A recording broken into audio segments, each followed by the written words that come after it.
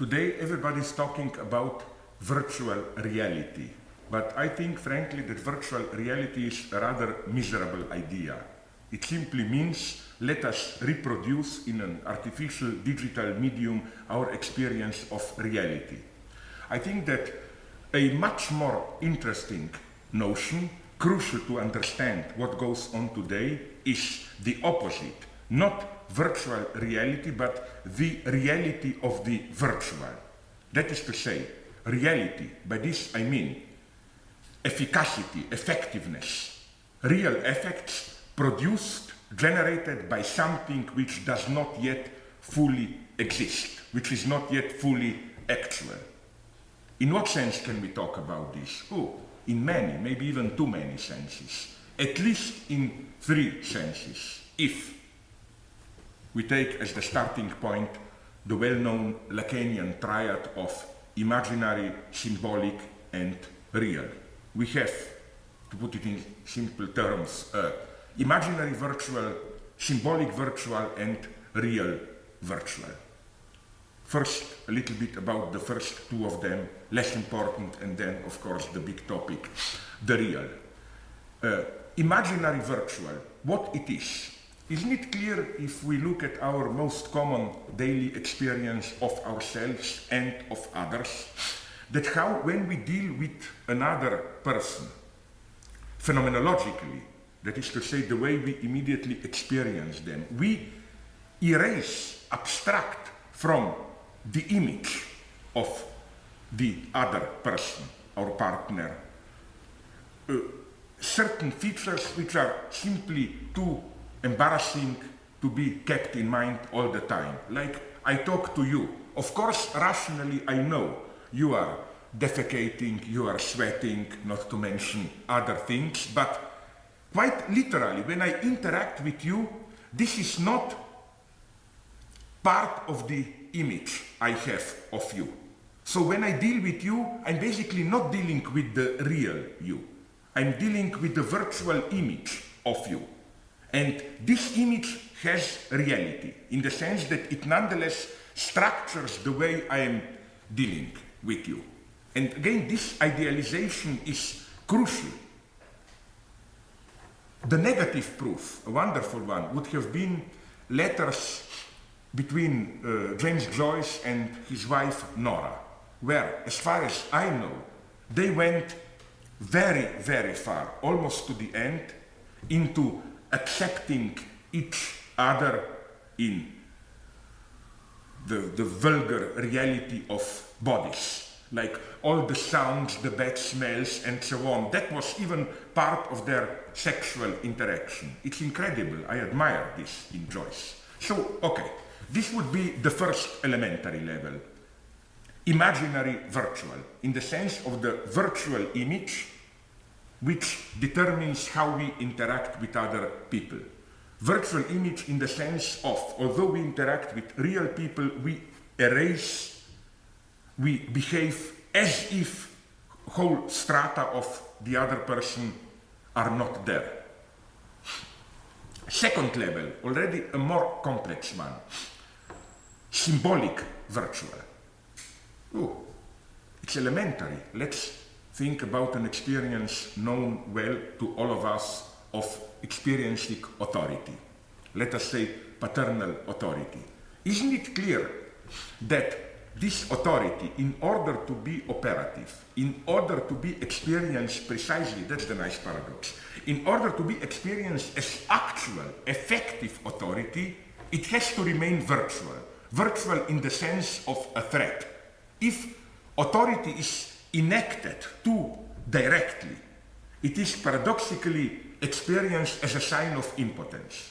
Concretely, father who truly is an authority doesn't have to beat you or to shout at you and so on. It's just this look, a threatening look, and you obey. If your father loses his nerves and slaps you, starts to shout and so on, it can be physically painful, but let's admit it, there is always an aspect of something ridiculous, impotent. There is something of of a furious outburst of a puppet, of a clown in it.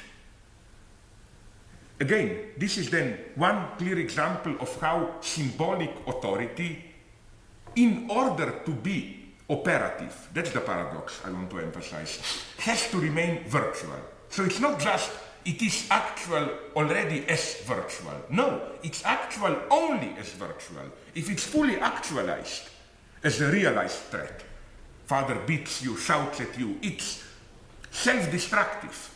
It undermines itself as authority. Another example of how the virtual dimension is operative at the symbolic level would have been beliefs. Are we aware to what extent our beliefs today are virtual? By virtual, I mean, in this case, attributed to others, presupposed. They don't actually exist, they are virtual in the sense that nobody really has to believe. We only have to presuppose another person to believe. Elementary example, which I'm almost embarrassed to mention. If you are a father, a mother, small children, Christmas. Of course, if somebody asks you, do you really believe in Santa Claus Christmas? You would say no. I just pretend because of the children, it's not to disappoint them. But then we know how the game goes on and on. If you ask the children, they say, no, we just play that we are naive, not to disappoint our parents and to make it sure that we get the presents and so on and so on. But it's not only with children, it's even with our political life, I'm tempted to claim. Now in our so-called, wrongly so-called, I claim, because we believe more than ever. In our so-called cynical era, for example, I don't think anyone believes in democracy, but nonetheless we want to maintain appearances. That is to say, there is some purely virtual entity whom we do not want to disappoint, who has to be kept innocent, ignorant, because of whom we have to pretend. So the paradox is that although nobody effectively believes, it is enough that everybody presupposes someone else to believe, and the belief is actual. It structures reality. It functions. Again, the paradox is here then similar as the one of authority. It's not only that a belief which is a virtual belief, not belief of an actual person, but always attributed to other. Let's call it, along Lacanian lines, the subject supposed to believe. It's not only that a belief already as virtual, as merely presupposed, already is actual. I'm tempted to claim that many of our daily beliefs, in order to function socially as beliefs, have to remain virtual in this sense. Because if we believe too immediately, then I think it's again self-destructive for an ideology. We no longer appear normal subjects, we appear idiots. Like we all know how it is when we encounter somebody who takes too directly his or her religious beliefs or political beliefs. There is something monstrous about somebody who directly identifies with it. It is as if he or she is no longer a real person. It is as if he or she turns into a kind of a puppet. So I hope now these two levels are relatively clear. The first two levels of virtuality, imaginary virtuality, symbolic virtuality. But now, of course, the true treasure is waiting for us, real virtuality. So, the real virtual. Well, the problem here, the catch, of course, is the notion of the real. So, this may appear boring, but we have to go again through the triad imaginary, symbolic, real. Because when Lacan defines this triad as the triad of a not, it means that they are literally interwoven in the sense that the entire triad is reflected into each of the three terms, which means, to put it bluntly, that there is, again, imaginary real, symbolic real, and real real. What would be the imaginary real? Images, but images which are so strong, so traumatic, that they are real, too strong to be perceived, but still images. Simply think about incredible, breathtaking catastrophes, think about monsters, think about precisely what in science fiction or horror is called the thing. Think about movies like Alien, these terrifying creatures too strong to be directly confronted, but nonetheless it's imaginary because it's an image which is too strong to be confronted. Even if you cannot confront it, we are still moving at the imaginary level. That would be the imaginary real. Then the symbolic real. It's simply, for example, scientific discourse, scientific formulas like quantum physics. Why is this real? For a simple reason. The minimum definition of the real for Lacan is that which resists symbolization, inclusion into our universe of meaning. And isn't it that precisely which happens, for example, with quantum physics? What is quantum physics? Formulas which work, experimentally confirmed, and so on, but we cannot translate them into our daily experience of ordinary reality. As we all know, this is what is so traumatic about quantum physics. We literally cannot understand it. Not in the sense that we, common people, idiots, cannot understand it, only a couple of scientists can. Even they cannot. In what sense? In the sense that it just works, but if you try to build a consistent ontology out of it, again, you get meaningless results. You get time running backwards, you get parallel universes or whatever. In other words, you get things which simply are meaningless with regard to our ordinary notion of reality. So this would be symbolic real. Symbolic, obviously it is symbolic, formulas, pure signifiers. They function, it's a functioning machine, but meaningless. We cannot make any sense out of it. We cannot relate it to our experience, which is why we try so desperately to do it, which is why we try to invent metaphors to imagine quantum universe, but it cannot be done. Then, finally, we are coming to the real, which it's precisely not what is usually identified as the real. This would have been the first real, the imaginary real, a too traumatic image. What then is this famous real, the very core of the real? Let me approach it at two levels. The first level is still relatively close to the symbolic order. It would have been all that accompanies the symbolic level as its obscene shadow. Think about army units, how they function. You have discipline, symbolic machine, symbolic order, drill, and so on. But as we all know, this is sustained by a kind of obscene, shadowy reality of, among other things, so-called marching chants. In every movie about the Marines, you hear them, these songs which are extremely interesting songs that soldiers sing while they are training, marching, because they are characterized by meaningless rhymes combined with sadistic or sexually perverse obscenities.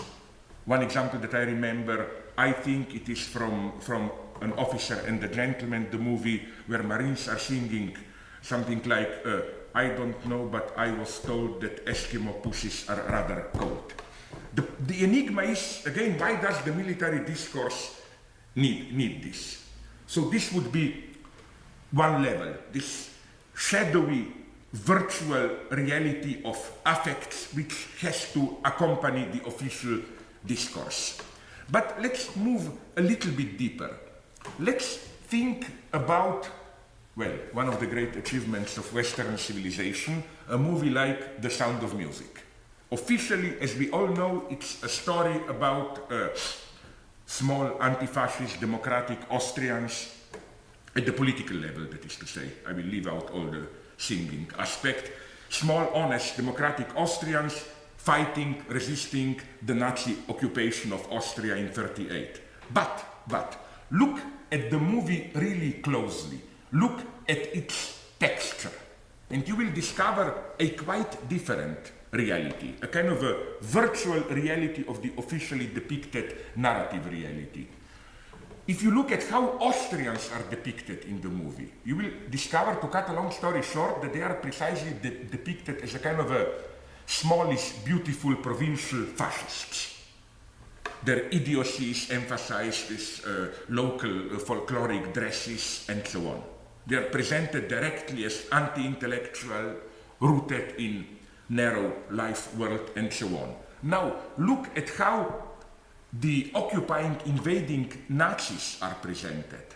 They are not mostly soldiers, but managers, bureaucrats, exquisitely dressed, with short mustaches, smoking expensive cigarettes and so on. In other words, almost a caricature of cosmopolitan, decadent, corrupted Jew.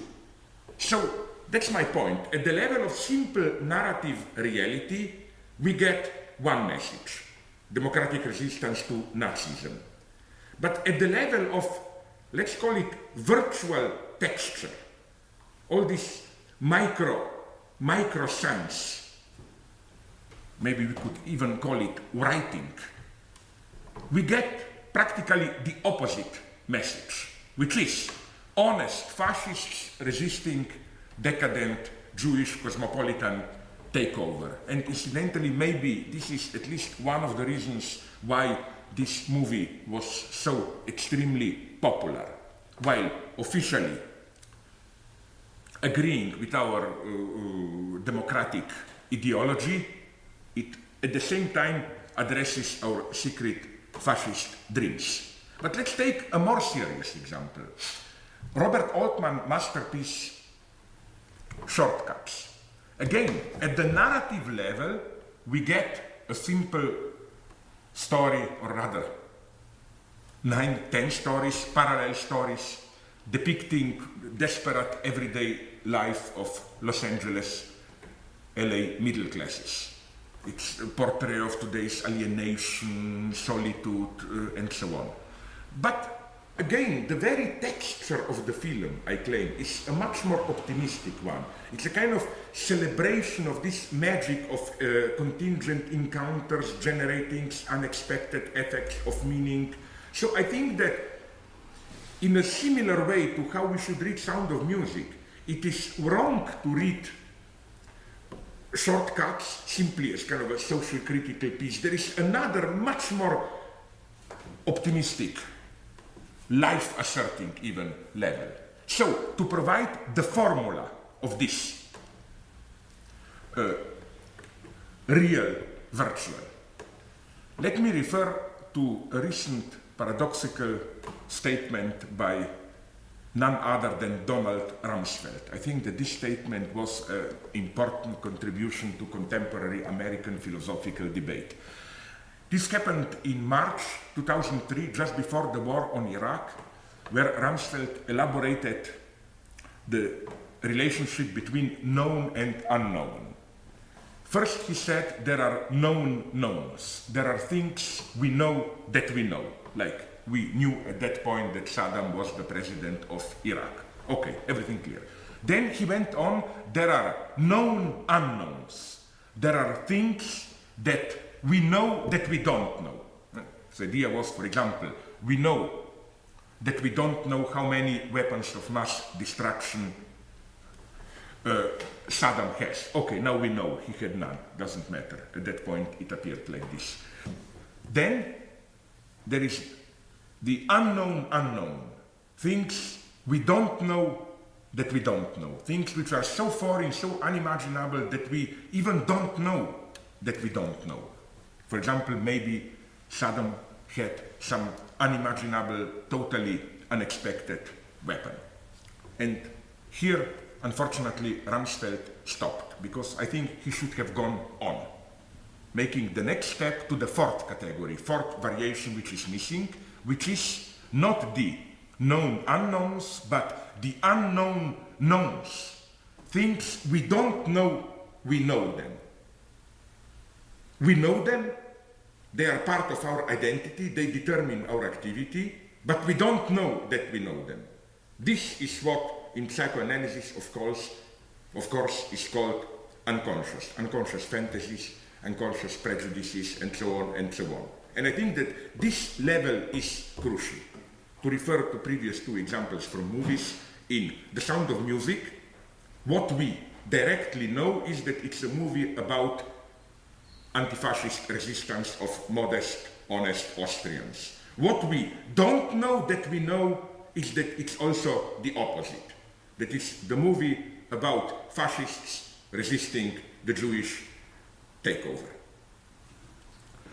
And the tragedy of today's American politics, I think, is that precisely they are not aware of these unknown knowns, which is why there was a deep truth in one of the statements of that unfortunate Iraqi Minister of Information.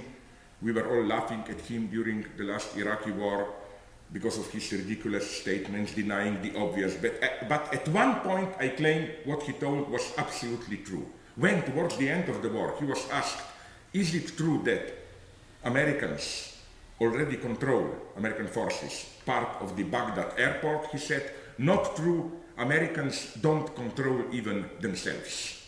Perfect truth. Why? Because they don't know what they know. And this, what you don't know that you know, controls you, but you don't control it. Okay, so now we come to the really real core of the real, much more fundamental than this still symbolic real, but which paradoxically is at the same time the most virtual real. It is what? Let us think about attractors in mathematics or in physics. For example, you have small pieces of iron and you throw them around a magnetic field. They are dispersed, following a certain shape, infinitely approaching this shape, but this shape, of course, is not existing itself. It's just something that you can abstract, isolate from the dispersion of the small pieces of iron. That's the idea of virtual real. It's a shape. This is the real of this field, but it doesn't exist in itself. It's just an abstract form which structures the disposition of actually existing elements around it. Now, what has this to do with psychoanalytic problematic or even more with political problematic? My idea is a lot. Let's think about the precise status of trauma in psychoanalysis. It is similar to this non-existing attractor. That is to say, more closely, Freud shifted his position, as we all know, with regard to trauma. He shifted his position in a way which is, strangely enough, parallel to the shift in Einstein's theory of relativity, the shift from special to general theory of relativity. This shift in theory of relativity concerns the reference to the curved space, curvature of space. As most of us, I hope, know, for Einstein, in the first approach, it was the presence of the density of matter, of stuff, which curved the space. Space was originally perceived as empty space, abstractly was symmetrical, non-curved, then the presence of staff curves it. But then, in a second step, Einstein accomplished a wonderful reversal. He just turned the terms around. It was not the presence of matter, of stuff, which curves the space. It was, on the contrary, the curvature of the space which was primordial. And what we perceive as matter is just a kind of a reified, fetishist misperception of a purely formal curvature of the space. And I claim it's exactly like this in the psychoanalytic notion of trauma. In the first approach, Freud imagined trauma as some kind of dense, raw presence of some real which brutally intrudes into our symbolic space and curves it. Quite literally. Let's imagine that I have my well-balanced symbolic space, then something traumatic happens to me. I'm raped, I witness a terrifying event, I'm tortured, whatever. And because of the traumatic impact of this event, my symbolic space gets curved. Some things can no longer be symbolized. The function of those symbols has to be taken over with other symbols. There is a kind of imbalance. There is a gap in my symbolic space. This would be the first approach. But then Freud noticed some strange things. What things? Let's recall his best-known analysis of Wolfman. The traumatic scene there, of course, is the small child, Wolfman, witnessing the parental coitus a tergo. But let's look at it in a much more precise way. What effectively happens there? It's not that this was simply a trauma. As a small 1.5-year-old child, Wolfman did not find anything traumatic in this scene. He just perceived it and stored it. It was 3-4 years later when Wolfman started to develop his theories, infantile theories of sexuality, and because he was not able to account for sexuality, in other words, because the symbolic space of his sexual theories was curved, it is only at this point that he resuscitated the traumatic scene. So, I think in clear parallel to Einstein, we can see how here it's the other way around. The primordial fact is not some brutal intrusion of the real, of a traumatic real. The primordial fact, and also the primordial real, is a purely formal imbalance. The symbolic space is curved, it's cut across by an antagonism, imbalanced, and so on. And to account for this, you need a reference to some real, which is, of course, the real in the sense of the traumatic appearance. It's a lure here, a trap. So what does this notion of the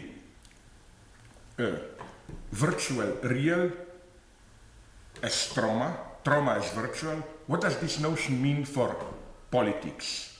Can this serve us in order to analyze political ideological phenomena? Of course. Let's just recall how anti-Semitism functions. In its fascist version, anti-Semitism, or rather the figure of the Jew, the Jewish plot, is precisely an external trauma which brutally intrudes, disturbing social balance, curving, as it were, the social space. Society was supposed to be harmonious, balanced, then Jews intervened, distorted its, as it were, natural order. But of course, here at least we should be Marxist and turn things around. It's not that there is disorder, antagonism, disintegration, class struggle because of the Jews. Class struggle, or more generally social antagonism, comes first. That is to say, social space is in itself already curved, imbalanced. And in order to imaginarily, in an imaginary way, account for it, we invent the figure of the Jew. That is to say, we project the cause of it into the figure of the Jew. Even at a more fundamental level of today's economic constellation, I think that this notion of real as virtual, can help us to critically reject a category which is more and more popular with politically correct post-colonial authors, the notion of so-called alternate or alternative modernity. The idea is, to put it simply, the following one. Of course, there are inconsistencies, antagonisms, repressive potentials in the notion of modernity, which ultimately means, of course, capitalism as the force of modernity. But, so the story goes, these antagonistic, repressive elements are not part of the very concept of modernity, but are only limited to the Anglo-Saxon, West European model of modernization. Why then should there not be other alternate modernities where you can have modernization but without these alienating effects which characterize Western European process of modernization, without socially disruptive processes, without alienation, without exploitation, without ecological catastrophes, and so on and so on. And then, of course, it's free for grab. Anybody can have his or their own modernity. You can say we can have then Latin American modernity as alternate modernity, we can have African modernity, we can have Asian modernity, whatever. So what is the problem with this approach, which is basically an approach of historicist nominalism?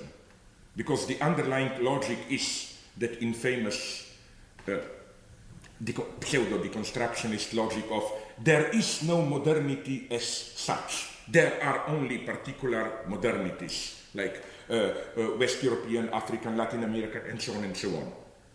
Of course, this is true. The problem is elsewhere. The problem is that through this nominalist reduction, again, by claiming that only particular modernities effectively exist, the site of antagonism is reduced to only one particular modernity. It is no longer modernity as such, which is characterized by antagonism imbalance. Imbalance is dismissed as just pertaining to a certain species of, particular species of modernity. And what is problematic with this? Well, to put it very simply, did we not have already in the early 20th century, in the first part of the 20th century, one big, well-known project of alternate modernity? It was called fascism. Fascism was precisely the first big attempt to build an alternate modernity. That is to say, to have the process of modernization, industrial development, and so on, but without paying the price of alienation, social disintegration, and so on and so on. What should we then oppose to this model? We should oppose to it the idea that some antagonism, we can call it by different names. Marxists would have called it, traditional Marxists would have called it class struggle. Frankfurt School would have called it dialectic of enlightenment. But the idea being that there is some antagonistic potential in the very project of capitalist modernity. That is to say that all these phenomena that we deplore, wars, violences, concentration camps, new fundamentalism, you name it, that all this is not simply a regression, or as Habermas would have put it, a sign of modernity as an unfinished project, but is part of the very project of modernity. This is what gets lost. Which is why I think that although it wants to be historicist, critical, this idea of reducing the antagonistic aspects of modernity to just one particular form of modernity is deeply ideological, because it saves unblemished the general notion of modernization. What we should insist on is, on the contrary, as I've just said, that there is an antagonism inherent to the very universal notion of modernity. And now I'm coming to my point, so that the particular species of modernity are not just examples or exemplifications of their universal genius, of their universal notion, but they are in a way reactions to it. They fight it. Modernity as a universal notion names a certain deadlock, a certain antagonism, and particular really existing forms of modernity are attempts to resolve this deadlock, to solve the problem.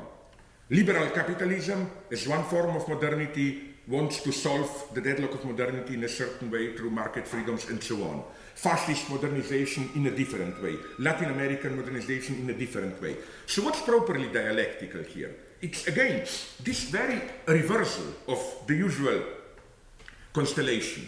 It's not that struggle is at the level of the particular content, while universal is just some kind of neutral, empty container. So that universal means some encompassing global notion, and then within this notion particular forms struggle, like fascist modernization against liberal modernization and so on and so on. No, the site of the struggle is universal antagonism itself, and all particular actually existing modernisms are attempts to cover up, resolve this problem. So again, we should remember this, that the site of antagonism is universality. What has this to do with virtual as real? Precisely this site of universality as the site of antagonism is virtual. In what sense? In the sense that there is no universal modernization. It's just a certain virtual constellation of a certain antagonism. All that exists, nominalists are here right, all that effectively exists are just particular forms of modernization. There is no modernity as such. There only is Anglo-Saxon, Latin American, African, and so on, fascist modernity. But in order to grasp the very dynamic of these particular forms, one has to refer them to their absent cause, to the big antagonism to which they react. So again, this would have been another example of how the notion of virtual as real is operative, of how it is a necessary notion if we are to grasp the concrete social dynamic, especially of today's global capitalism.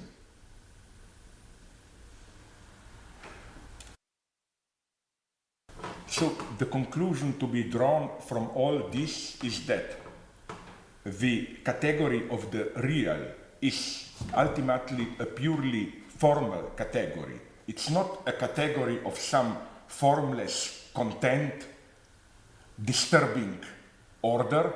It's a pure structural gap. It's an entirely non-substantial category. It's, if we may put it in these terms, it's a difference, but a pure difference. A pure difference in the sense that it's a difference which is paradoxically prior to what it is the difference between. So it's not that we have two terms and there is a difference between the two terms. Paradoxically, the two positive terms appear afterwards as attempts to dominate, cover up the tension and so on of this difference. Again, how can this be? Another simple example, just to illustrate this logic, the political distinction, I know it's half forgotten today, nobody wants to hear about it, but nonetheless, the distinction between left and right. The first thing that strikes the eye about this distinction, if we take it seriously, is that it's not just a distinction within a certain social whole. It's not that in a certain society, if we take into account all political forces, we can say these are right-wing forces, these are left-wing forces, and then all the intermediate phenomena in between, center, center-left, center-right, whatever you want. It's different. It is that if you ask a right-winger how is the entire social field structured, you will get a totally different answer than if you ask a left-winger, or, for that matter, if you ask a centrist. To simplify it, a right-winger will tell you that society is an organic, harmonious unity, at least the traditional right-winger, and that left radicals are external intruders. What is anathema for a radical conservative is the idea that there is an antagonism and imbalance inscribed into the very heart of the social edifice. For a left-winger, the struggle is admitted as central. So again, the point is that there is no neutral way to define the difference between left and right. In itself, it's a void. It's just that you can approach it either from the leftist or from the rightist point of view. And incidentally, for Lacan, it's exactly in the same way that also sexual difference functions. Sexual difference is not a difference between the two species of humanity in general, but it's from the male perspective, sexual difference itself appears in a different way than from the feminine perspective. So again, difference paradoxically comes first. Crucial philosophically is this, let's call it pure formalism. And against the reproach that we are dealing here with some kind of idealism, isn't matter in its positive inert presence primordial. I think that we should reject this reproach and precisely insist on this notion of, how should I call it, purely formal materialism. Materialism is materialism of the difference. The minimal feature of materialism being that there is a pure difference, that there is a crack, an antagonism within the order of the one, that the primordial fact is pure self-difference. I'm very precise here. Self-difference and not any kind of these mythological polar opposites, feminine, masculine, light, darkness, yin, yang, and so on. I think that here radical materialism should be even critical towards Deleuze, Gilles Deleuze, who likes to assert some kind of primordial multitude as the ultimate ontological fact. From the radical perspective I'm advocating, multitude already is an effect of the inconsistency of the one with itself, of the fact that the one cannot coincide with itself. Or to put it in a slightly different way, we do not have some primordial polarity like masculine, feminine, light, darkness, and then we can play all these new age agnostic games of how in our era we put too much accent on one pole and we have to re-establish the balance, like we are too rational masculine, let's put more accent on the feminine emotional side, whatever. No, it's more radical. It's as if, as Lacan puts it, the binary signifier is primordially repressed, which means the second element is always missing, and this lack of the counterpoint, we have one, but we don't have the accompanying other. And this original imbalance then sets in motion the generation of multiplicity. Again, extremely simple example from one of the early movies by Woody Allen, I think it's Love and War, a kind of a parody on Tolstoy, where, again, the whole movie topic focuses on topic of Tolstoy. So, of course, our first enigma is here, where is Dostoevsky, the other natural supplement to Tolstoy? There is no Dostoevsky, so what happens in the movie as a kind of a return of the repressed is that in one wonderful short scene, when two main characters talk with each other, all the big titles of Dostoevsky novels emerge. Like, do you know what happened with that idiot? Ah, you mean one of the Karamazov brothers? Yes, he did his crime, it was punished, then he went underground, turned into a gambler, and so on and so on. So, the lesson of this is, ontological lesson, is one cannot coincide with itself, pure difference. Because of this pure difference, as a secondary effect, the multitude explodes. So, again, against the usual reproach, is this not idealism? I would say that today it is rather idealism which is materialist. today's opposition, I'm tempted to claim, between materialism and idealism is that today's idealism, or rather spiritualism, clings to this famous density, inertia of experience, of matter, of earth, of the stuff. No wonder that the greatest, arguably, spiritual movie director, the Russian Tarkovsky, was at the same time practically obsessed by the topic of inertia of matter, density of matter, matter in decay. In his films, when heroes are praying, they don't pray looking upwards. They pray by sometimes literally immersing their heads into mud, with close contact with earth. So I think the thing to do today is to oppose to this kind of spiritual materialism, the pure formalism of true radical materialism, which is why, for me, quantum physics is ultimately a deeply materialist theory, where you don't need any positivity of matter. You can do everything with purely formal oscillations and so on.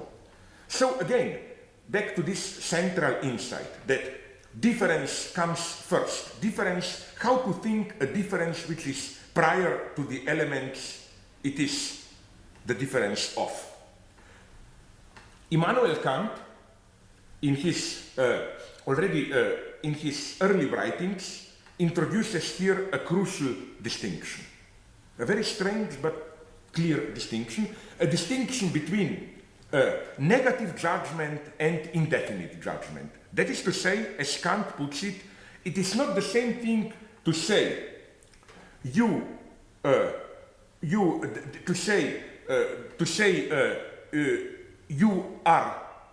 aren't human, and to say you are inhuman.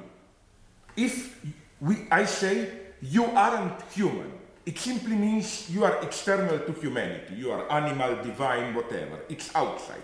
But if I say as Kant puts it, if I do not simply negate a predicate, but if I affirm a non-predicate, so again, if I don't say simply you aren't human, but if I say you are inhuman, it means non-humanity, an excess over humanity, but an excess which is inherent to humanity itself.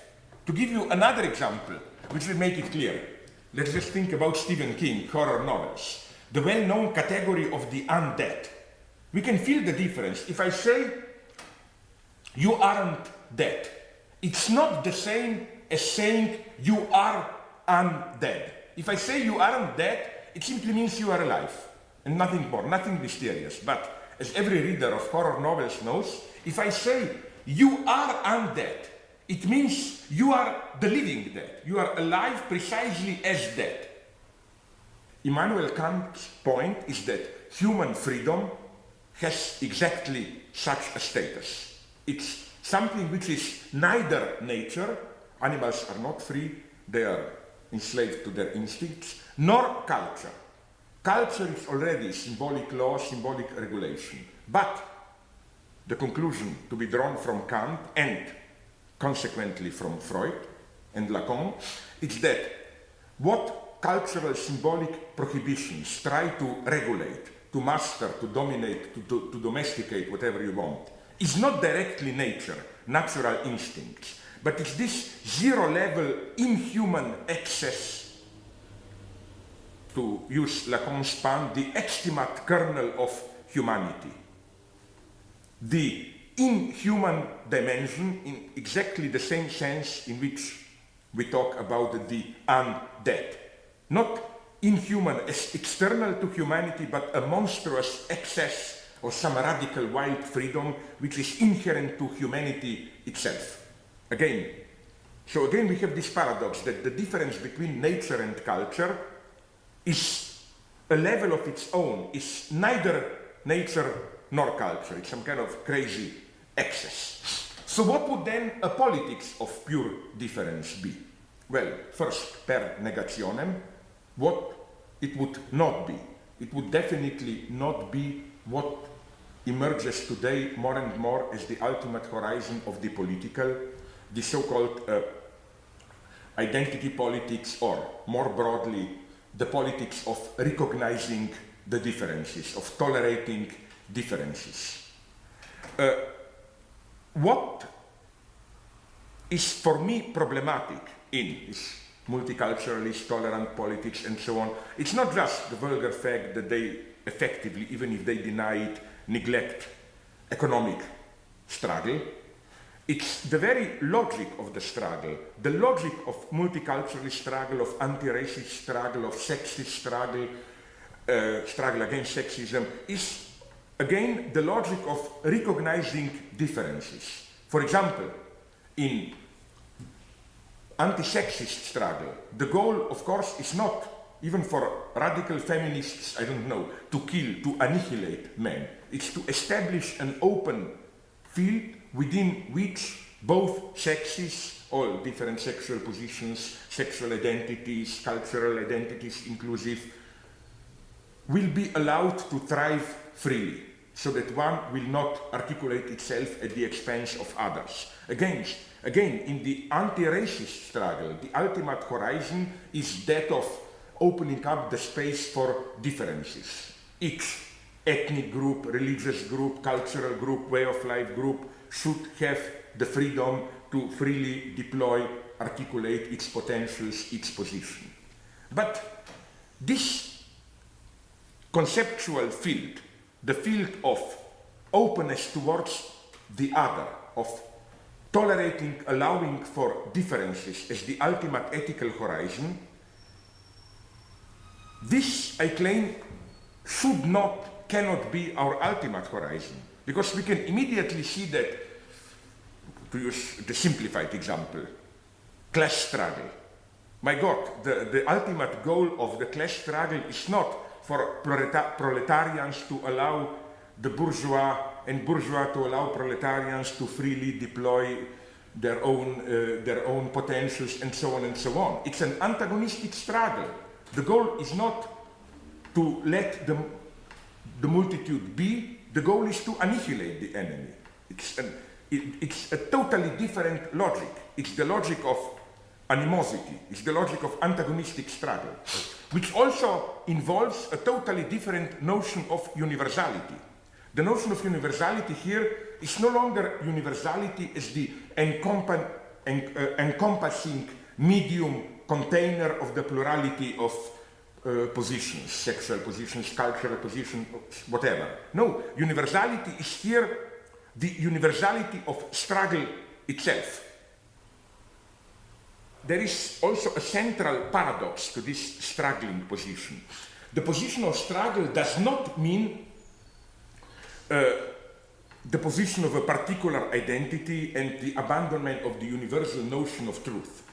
The abandonment of universal notion of truth goes very well with multiculturalist politics, where you can say everybody has the right to narrate its own version of truth, there is no global truth. No, our position should be there is universal truth.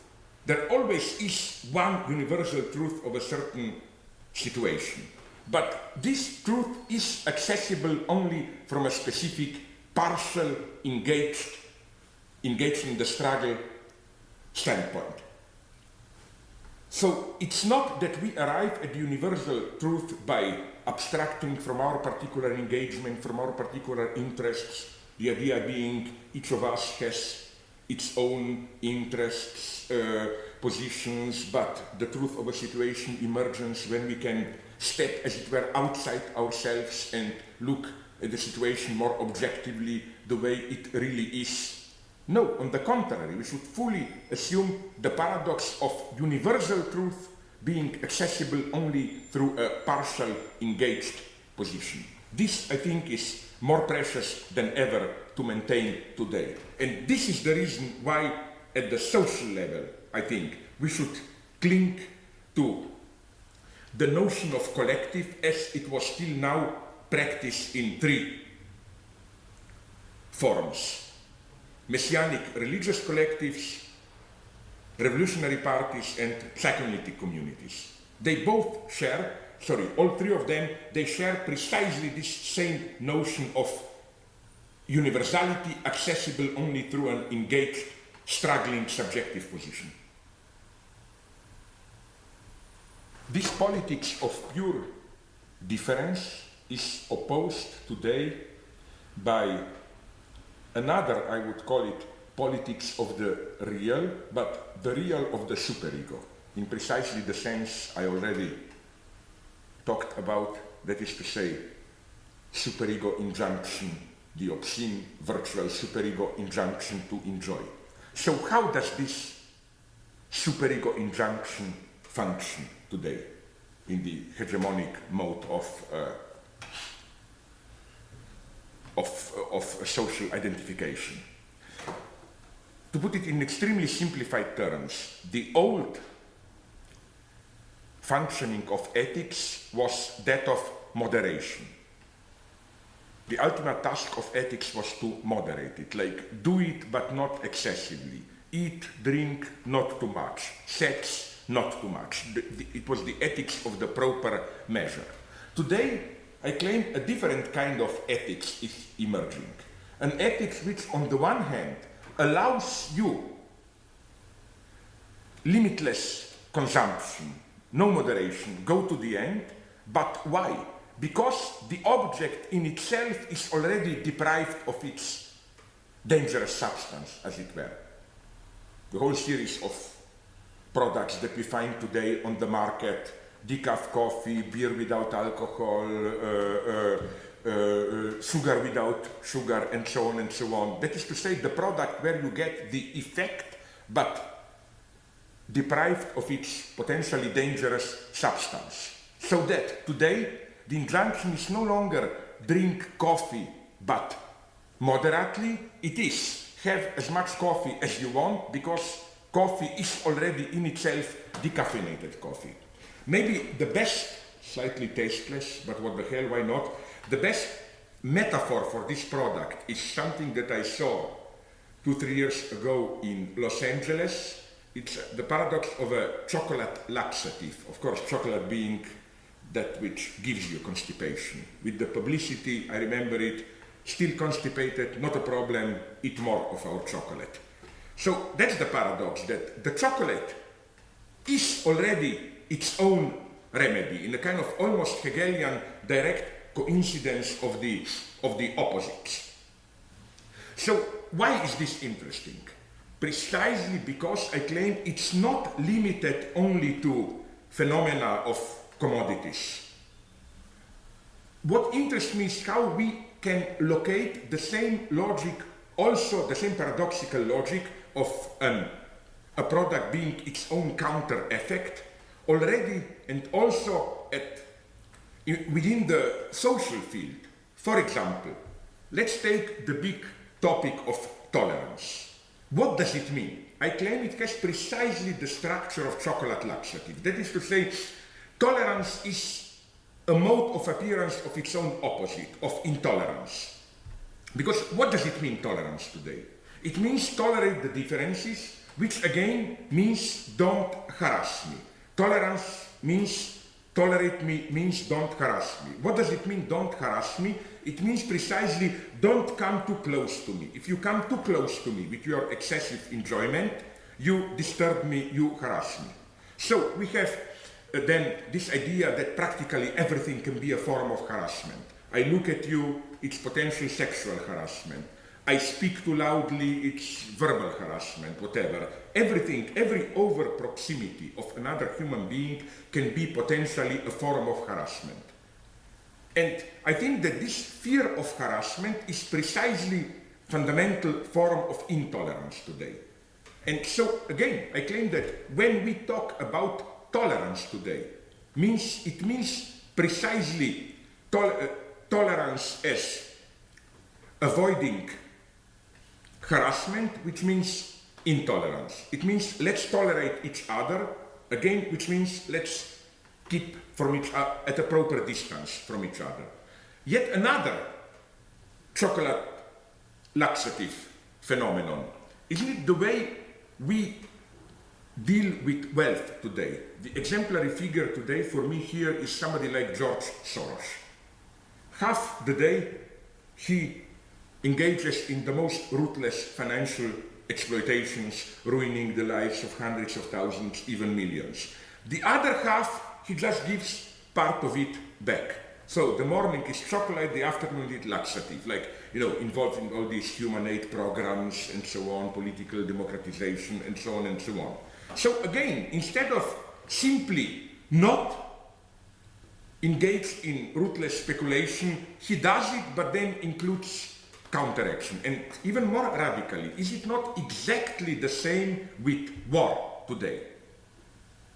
I think that Ulrich Beck, the German sociologist, was well justified in inventing the term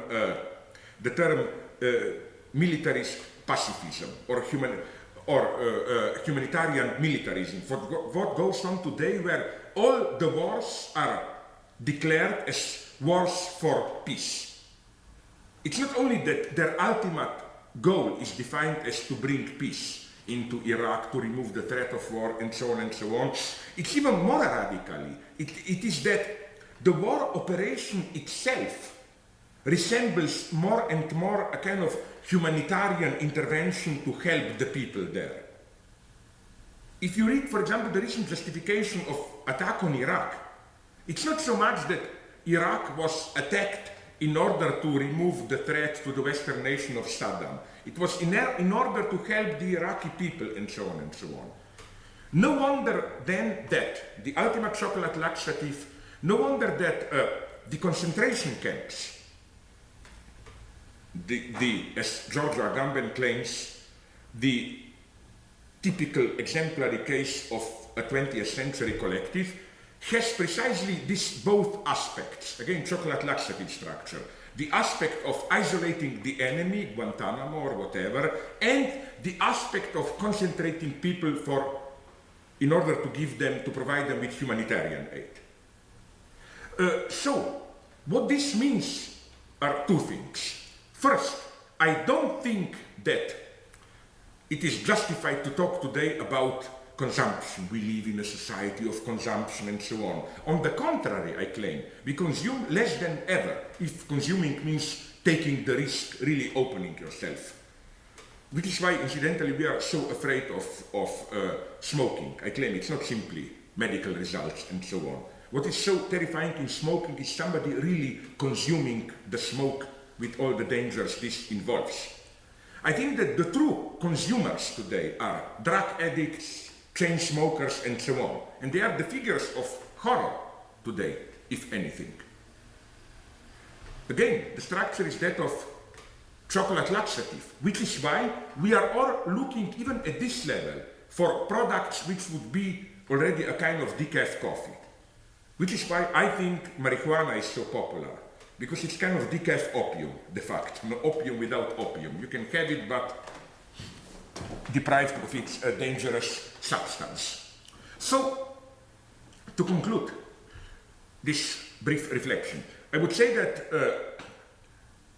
today the fundamental, as it were, ethical injunction, the injunction society bombards us with, is no longer the injunction to control yourself, to repress your strivings or whatever. It's on the contrary, the injunction to enjoy it, to go to the end. This is what we feel guilty about today. And this, I think, also changes fundamentally the role of psychoanalysis. It does not make it outdated, it's more actual than ever. Only its function fundamentally changed. In the good old days, or so it appeared, now it's clear that it never was simply like that. The idea was the following one. Let's say you are sexually frustrated because you internalized some paternal or other prohibitions, you cannot enjoy sex, and the function of psychoanalysis is to release you of the pressure of this internalized prohibition, so you can let yourself go, you can enjoy. And in other words, you feel guilty if you transgress social prohibitions in order to enjoy. Today, it's almost the opposite. You feel guilty if you cannot make it, if you cannot enjoy. And we shouldn't take here enjoyment just in the immediate sense of sex, sexual pleasure, of drinking, whatever. It can be enjoyment of power, social success, professional success. It can be even spiritual enjoyment in the New Age sense, Gnostic sense of realizing your ego and so on and so on. What we are getting today is that you feel guilty if in this sense you cannot enjoy yourself. So this brings us, I claim, to a double function of psychoanalysis today. A, its message is not relax, get rid of prohibitions. Its message is, as Alain Badiou put it in wonderful terms, you should learn to become a pitiless censor of yourself. The role of psychoanalysis today, it's not to enable you to enjoy, but to open up a space in which you are allowed not to enjoy. That's the fundamental message of psychoanalysis today. You are not obliged to enjoy.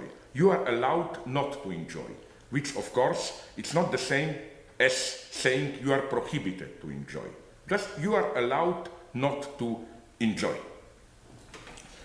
This confronts us furthermore with the paradoxes of today's superego, which is how, on the one hand, permissivity ends up in its opposite. Like today, the injunction is enjoy, the result is more prohibitions, regulations than ever. You can enjoy yourself, but in order to enjoy yourself properly, you are ordered to what? Not to eat too much, to engage in jogging, to take care of your fitness, not to smoke, and so on and so on. Just look around, and I think there is nothing more miserable today than those younger couples or people who organize their life in order to enjoy themselves. The regulation is total. On the other hand, we have the opposite paradox, which is that the so-called newly emerging fundamentalism is not here in order to introduce some new stability, to give you firm ethical foundation in today's world where there are no firm, stable values and so on. But on the contrary, I claim it is here to open up a kind of a false space of freedom. I'm referring here, of course, implicitly to Lacan's famous reversal of the Dostoevsky motto. According to Lacan, it is not that if God doesn't exist, everything is permitted, but if God doesn't exist, everything is prohibited. This is the lesson of the hedonistic yuppies. And the opposite lesson, no less crucial, if God exists, then everything is permitted. Which means, if you can justify your role as that of being the instrument of the divine will, in other words, you hear voices, you have the contact with the guy up there, either George Bush or Osama bin Laden. As many people notice, this is what they have in common. They both hear directly from up there. Then you can do whatever you want. You can do terrorist acts, bomb countries, and so on and so on. So here we see how difficult it is to orient ourselves in today's constellation where there is a certain urge to false freedom inherent to the system itself. Which is why I claim the main task today is to reinvent utopia, a space of utopia. What do I mean by this? It's not, of course, the old-fashioned utopia, which is the utopia of imagining ideal world about which we know in advance that it will never be realized. The big models here are, of course, Plato's Republic, Thomas More utopia, and we should not forget Marquis de Sade, philosophy in the boudoir. That's the classical utopia. Then we have what I'm tempted to call the capitalist utopia, this unbridled solicitation of new and new desires, which can go pretty far. Like today, I learned that in the United States, they are in some communities seriously considering the idea that necrophiliacs, those who want to play sexual games with corpses, dead bodies are seriously deprived. So isn't it the duty of our society to provide them with corpses? Can it be done in some way so that people sign voluntarily in the same way that you sign that if you die, your heart, your organs can be used, that your body can be used to be delivered to necrophiliacs, and so on and so on. The problem here is that, radical as this may appear, there is something ridiculously benign about it, about this capitalist utopia. You can go to the end, basically nothing happens. But we have a third utopia, which is again neither this classical utopia of imagining an alternative universe, not even dreaming about really realizing it, then the capitalist utopia of ever new desires, extreme forms of satisfying your desires. There is a third mode which I would say is precisely the real core of utopia. I think a truly radical utopia is not an exercise in free imagination. Like you sit down, don't have anything wiser to do than to imagine possible ideal worlds. It's something that you do literally as out of an inner urge.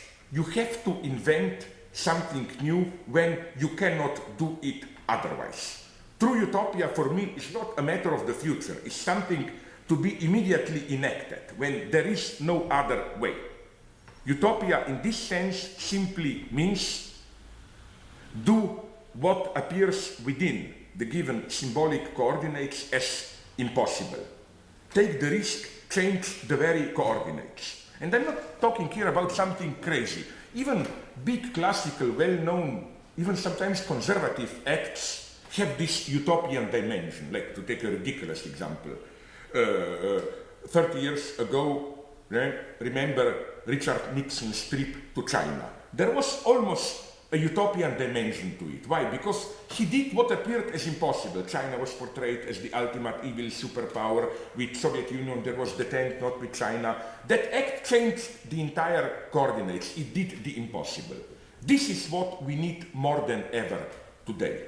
Because ultimately, I claim, the true utopia today is not a different order. It's the idea that the existing order can function indefinitely. The true utopia, I claim, was not communism which disintegrated in 1989, it was the utopia of the 90s, the idea, elaborated among others by Francis Fukuyama, that we discovered the final social form, liberal capitalist democracy, that we cannot go further. That is just a question of making it a little bit more tolerant, spread it all around the world, but that we have the formula. And I think that if there is a symbolic meaning to September 11th, is that the time of that utopia is over. The real of history is back.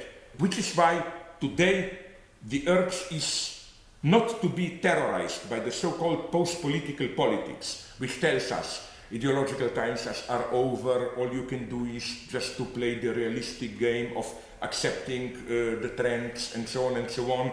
We should dare to